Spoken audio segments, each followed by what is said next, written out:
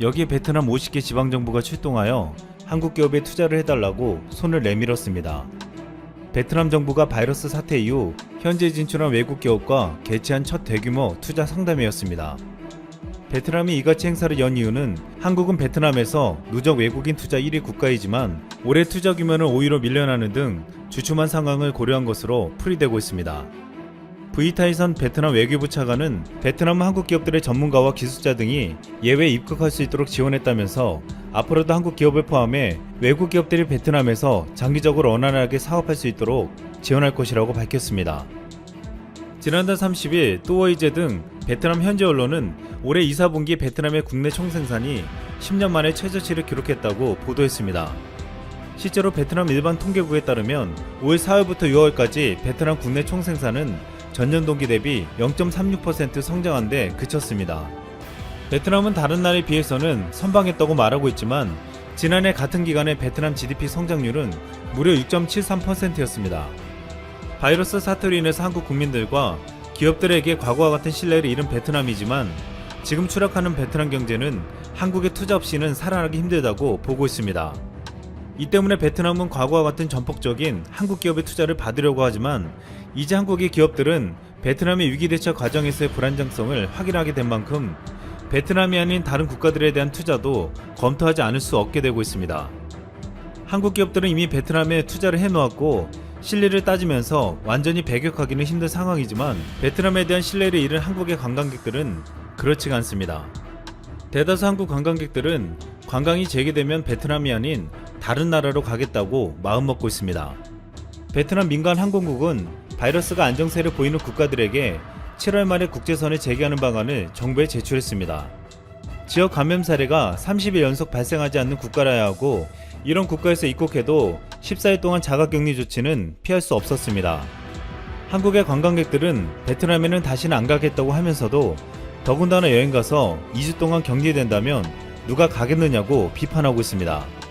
이런 가운데 중국에서는 지난달 30일 한알령 해제라는 국내 보도가 나오며 화제가 되고 있습니다. 중국의 대표적인 여행기업 트립닷컴의 온라인 여행사 시트립이 1일에 한국 관광상품을 판촉하는 슈퍼버스 라이브 쇼를 진행한다고 발표했기 때문입니다. 중국 최대 여행사인 시트립은 중국과 한국 여행시장에 엄청난 영향력을 가지고 있는 것으로 평가되고 있는데 또한 이 쇼에는 트립닷컴의 공동 창업자 란젠장 회장이 나온다는 것이었습니다.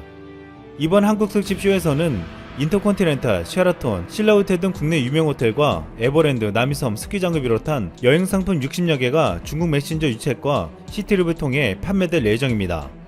하지만 실제 상품 이용은 감염병으로 인한 출입국 제한 등 재반 상황이 해결된 이후에나 가능할 예정입니다.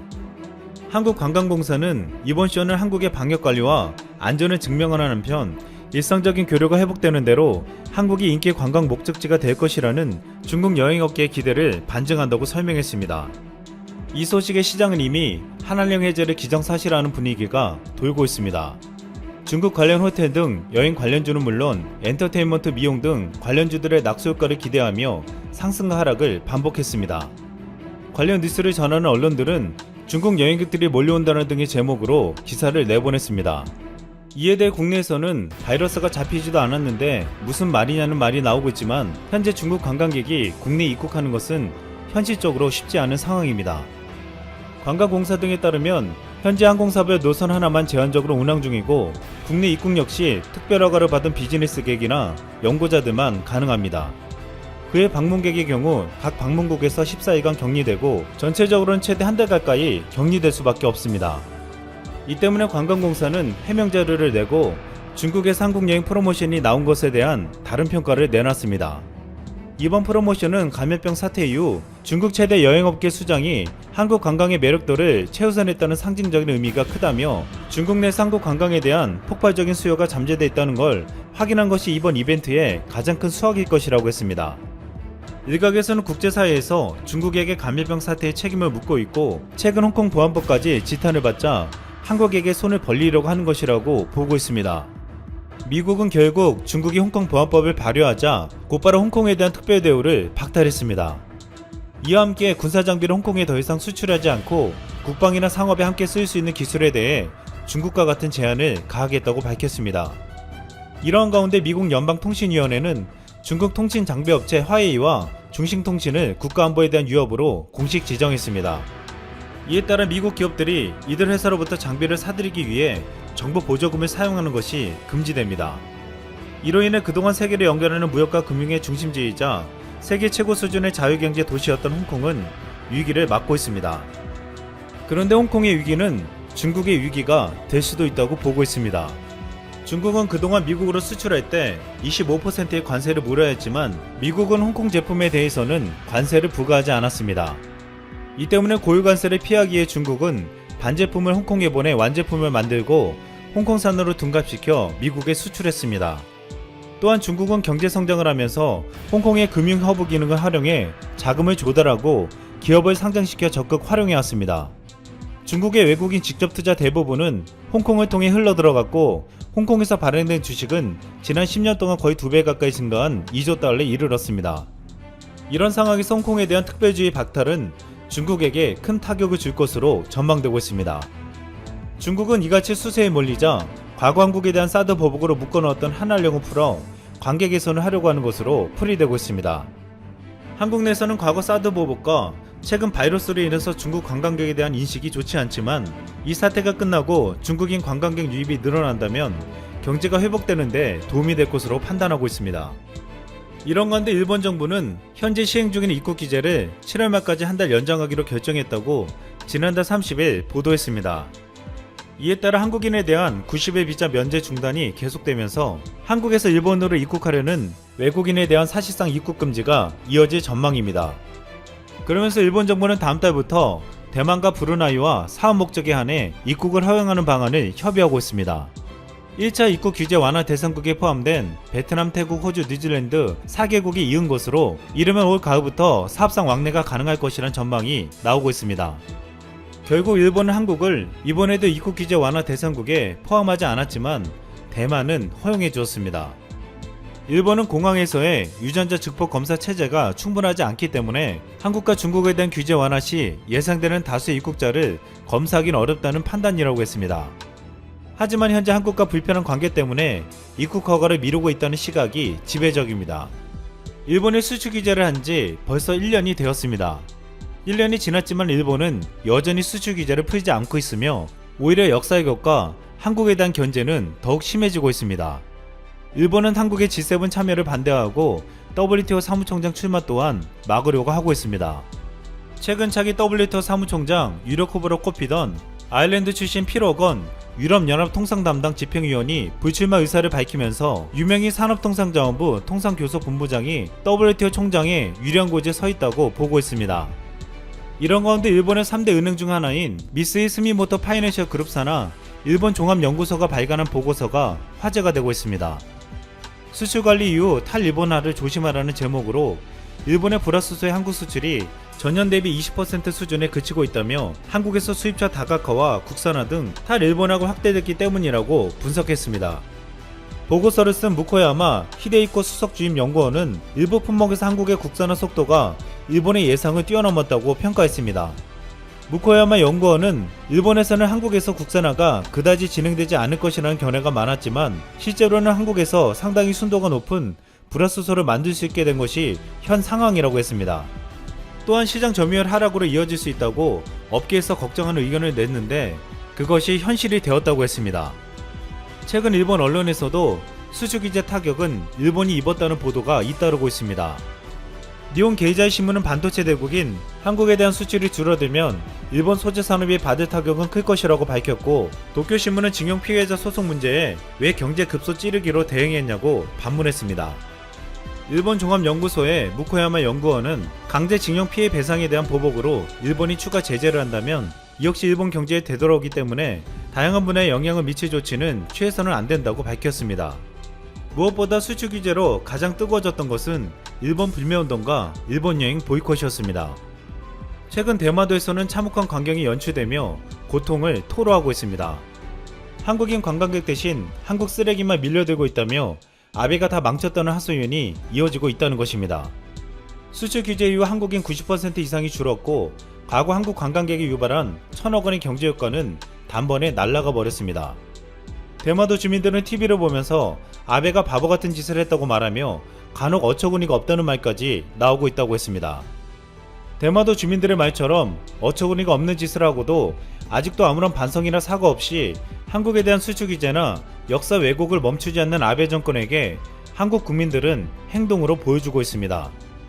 이제 일본 제품 불매는 운동이 아니라 일상이 되어가고 있고 일본 여행은 이미 입학해서 나오지 않고 있습니다. 한국은 일본의 경제 보복에도 정부와 기업, 국민들이 힘을 합쳐 잘 극복해내고 있고 바이러스 사태도 모범적인 방역과 개방적인 경제 정책으로 전 세계의 주목을 받으며 위상이 올라가고 있습니다. 최근 한 일본 방송에서 세계 3대 투자자로 불리는 짐 로저스의 집에 찾아갔습니다. 일본인 리포터는 짐 로저스에게 일본인들에게 어드바이스를 해달라고 했습니다. 그러자 짐 로저스가 한 말은 일본을 떠나라는 말이었습니다. 이미 일본에서 투자금을 다 뺀 것으로 알려진 짐 로저스는 일본을 떠나야 하는 이유로 일본은 빚은 늘고 인구는 줄어들고 있다고 말했습니다. 그러자 일본인 리포터는 일본을 떠나서 어디로 가야 할지 추천해달라고 했습니다. 이에 짐 로저스는 망설이지 않고 대답했습니다. 한국처럼 관리해 없애려고 해도 소용없어. 스웨덴 국립보건원 소속 안데르스 텍넬의 발언입니다. 텍넬 박사는 스웨덴은 그저 속도를 늦추려고 한 것뿐이야. 이 병은 절대 사라지지 않을 테니까 라며 우리가 무엇을 하든 간에 모두에게 같은 방식으로 끝나더라도 나는 놀라지 않을 거야. 우리가 하는 일이 확산에 큰 영향을 미칠지는 모르겠어. 하지만 두고 보자고 라 전했습니다. 스웨덴이 한국식 관리 시스템은 어차피 실패로 끝날 것이라고 확신하고 있고 자신들은 다른 방법으로 성공할 것이라 자신만만해하고 있는 모습인데요. 그렇다면 현재 스웨덴의 모습은 어떨까요? 일요일 오후 따뜻한 햇살 아래 수많은 사람들이 마스크를 끼지 않은 채 카페 야외 테이블에서 밥을 먹고 상쾌한 공기를 마시며 자전거도 신나게 타주고 마스크 없이 사람들로 북적이는 쇼핑센터의 모습도 볼 수 있습니다. 스웨덴은 현재 집단 면역이라는 시험을 하고 있죠. 백신을 1년 이내로 개발하는 것은 불가능하니 스웨덴 인구 대다수가 면역력을 갖도록 방치하자는 것이죠. 노인 등의 취약계층을 격리한 채 건강한 젊은이들을 마스크 없이 거리를 활보하도록 두게 되면 스웨덴 인구의 50% 이상이 면역을 획득하게 될 것이고 그렇게 되면 바이러스는 옮겨다닐 숙주를 찾기 어려워지게 되니까 이번 사태가 순식간에 해결될 것이라는 시나리오입니다. 너무나 이상적이고 비현실적인 동화 속 이야기죠.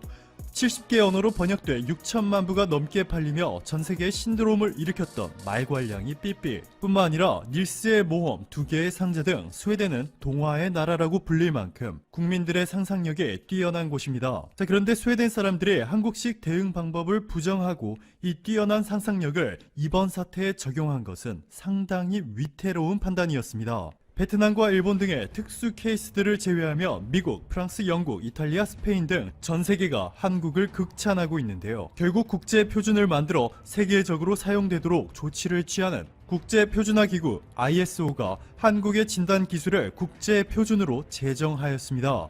이로써 얼마 전 베트남 일부 언론이 빠르지만 정확하지 않다라고 근거 없이 비난한 유전자 증폭 방식을 사용하는 한국의 진단키트 기술이 국제표준안으로 승인되었고 이와 관련한 국제표준 개발은 한국이 주도하게 되었습니다. 한국이 어려운 시기에 역사적인 순간을 만들어낸 것이죠. 반면 한국과 반대의 길을 걷고 있는 스웨덴의 상황은 심각합니다. 포브스가 영국의 데이터 분석회사 유거브가 전세계 26개국을 조사한 자료를 분석한 결과에 따르면 스웨덴 사람들은 이번 사태에 대해서 세계에서 가장 두려움을 느끼지 않고 있는 것으로 확인되었습니다. 1위는 말레이시아로 인구의 90%가 이 병에 걸릴 것을 두려워하고 있고 2위가 베트남 89%, 3위 인도네시아 85%, 4위가 태국 82%, 5위가 필리핀 80% 순이었습니다. 그런데 스웨덴은 인구의 오직 31%만이 이번 사태를 매우 또는 어느 정도 두려워하고 있다 답한 것으로 알려졌습니다. 하지만 충격적인 것은 이렇게 스웨덴 사람들이 두려움을 느끼지 않고 있는 이유가 스웨덴 정부의 완벽한 대응 능력으로 다른 나라들보다 잘 관리되고 있어서가 절대 아니라는 것입니다. 포브스의 보도에 따르면 이번 사태로 고비를 넘기지 못한 이들의 인구 대비 비율은 현재 이탈리아가 세계 1위로 가장 심각했고 스웨덴은 5위, 미국보다 2배나 높은 매우 위험한 수준이죠. 현재 확진 환자 절대 수치도 이미 스웨덴이 한국을 역전하였고 한눈에 비교해봐도 안정을 찾고 있는 한국과는 달리 스웨덴은 기하급수적으로 확진자가 폭증하고 있습니다. 뉴욕타임스는 한국은 어떻게 편평한 커브를 만들었나 라는 제목의 보도를 내면서 한국이 봉쇄하지 않고도 이번 사태를 해결할 수 있다는 것을 보여줬다 라며 한국으로부터 배워야 할 4가지 교훈까지 전파하는 등 한국에 대한 극찬을 아끼지 않았습니다. 스웨덴 공공보건청장 안데르세 텍넬은 뉴욕타임스와의 인터뷰에서 이러한 정책이 얼마나 계속될 수 있는지 생각해야 한다. 학교를 몇 달 이상 계속 닫을 수 없지 않냐 라며 적극적인 확산 방지 대책이 아니라도 집단 면역 방식이 장기적으로 효과적이라 주장하였습니다. 현재 우리는 한국을 비판해온 일본과 베트남이 어떠한 상황에 놓여 있는지 우리의 두 눈으로 똑똑히 확인하고 있습니다. 특히 기업 70% 이상이 한 번에 무너질 위기까지 왔다는 베트남은 결국 한국산 진단키트 20만 개를 요청한 상황인데요. 이번에 한국과 반대의 길을 선택한 동아의 나라 스웨덴은 과연 그들이 꿈꾸는 대로 동화 같은 결말을 만들어낼 수 있을지, 자신이 동화 속 주인공이라 착각하고 있는 스웨덴 몇몇 정치인들의 영웅 심리 때문에 많은 희생자가 발생하는 일은 없기를 간절히 바라겠습니다.